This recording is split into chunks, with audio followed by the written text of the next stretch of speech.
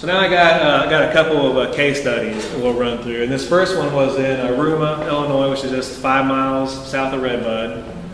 And we did this treatment in 2010, and that's what it looked like when we got there. At the time, it was the heaviest bush honeysuckle infestation I've ever seen.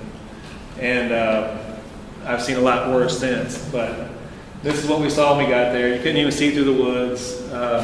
We pulled up to this place every morning for 6 weeks straight, and I never saw a single white-tailed deer in there. You know, it was just barren of wildlife and native plants. And we used the brush cutters on it. And what we did was went through there, and one guy came through with the brush cutter and whacked it off. Another guy came through with a backpack sprayer and sprayed the stumps. We just kind of figured that would be the quickest way to do it with the extent of the infestation. And the shrubs were small enough where you could use a brush cutter. You know, if they get too big, you got to use a chainsaw. But you know, it worked out pretty good, I would say. And that's what it looked like right after it was cut. And that's what it looked. Oh, sorry about that. That's what it looked like that fall. That's basically all bush honeysuckle leaf litter, just cut shrubs. I mean, it looked like an alien invasion when you went and looked at it. It was very bizarre. And you can see all the way to the field edge, you know, off to the next hilltop now. I mean, the difference was just so dramatic. And we felt pretty good when we got done with it. And then I went back the next spring, the next early summer to look at it.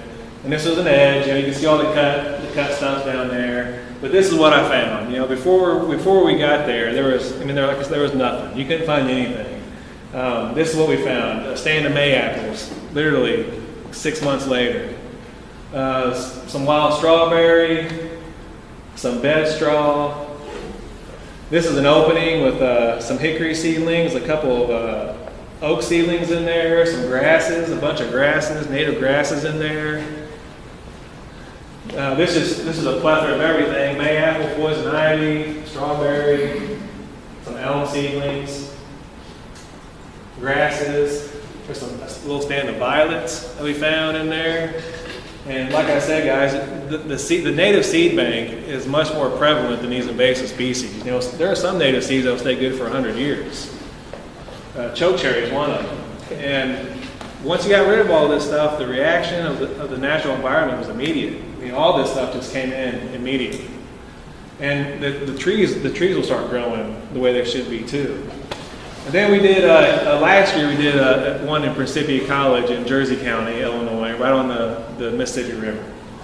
And we did 50 acres of heavy infestation. Like I said, this is pretty typical of what a woodland looks like pretty much anywhere in central Illinois. And this is what it looked like the following spring. This is after leaf out, and it's nothing but skeletons. And you can see trees. You can see the trees back there now. You know, beforehand, you know, you can't see past 10 feet through there. But that's what it looked like the next spring. A very, very, very effective treatment. This is a picture taken from a non-treated area, looking back into the treated area. Just a wide open canopy in there, wide open understory. Lots of sunlight coming down now. There's going to be a nice flush of native plants coming in there. Maybe you can get some oak seedlings going. On the left, treated area. On the right, non-treated. The difference was just unbelievably stark. It was crazy. And because it was so early in the year when we went out there, there was really nothing native popping up yet. But I did find one trillium there, hanging out, soaking up the sun. Probably the first time they've seen a trillium there in probably 15, 20 years. So you know, these two properties, we've done our treatments, we've knocked them out, we feel really good about ourselves. We got an oak seedling coming up, but look at what's to the left of the oak seedling, a bush honeysuckle seedling. So it's important, you can never, ever, ever treat this stuff one time and just walk away from it. Because if you do, you just wasted all your money, all your time, and all your effort. It's all out the window. So it just brings us to the importance of follow-ups. And that's another reason we started our LMA program, was because it forces a commitment on the landowner. The minimum contract length for our LMA program is 3 years. And that's what we feel gives us enough time to go in there and actually make a difference on somebody's property. And you know, I can't tell you how many times we've done treatments one time and we're never called back. And you go back there now, and you really shouldn't even mess with it in the first place. So that's kind of how the LMA program came into being, was because it requires a commitment level from the landowner to have us come out there and do this stuff. So this is redbud, and you see you got a bunch of dead stumps. But you got some stump sprouts back here. You got a bunch of dead ones, but you got some stump sprouts that sprouted back. These stump sprouts will start producing seed within 3 years because they already got a good head start. You know, it takes a bush honeysuckle seed from the time it germinates to the time it can produce seed around 6 to 10 years. But these sprouts will start producing seed again within 3 years. There's another sprout. This is a picture from Principia, and you know we got a 95% kill out there, but you can see in the background that little line of bush honeysuckle, you know, that got missed. You know, for obvious reason, this is a jungle that we're trying to spray out here, but there are some missed plants, and that can be expected. So you got to go back in next year and get those. There's a stump sprout from a forestry mulcher.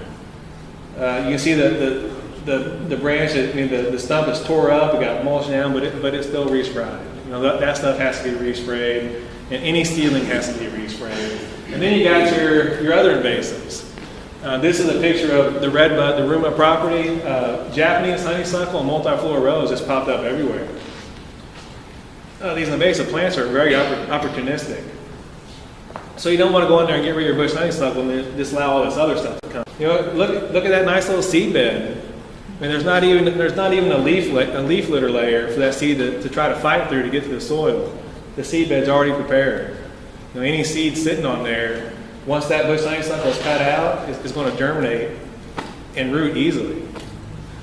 So it just opens the door for more potential problems once you get rid of this stuff.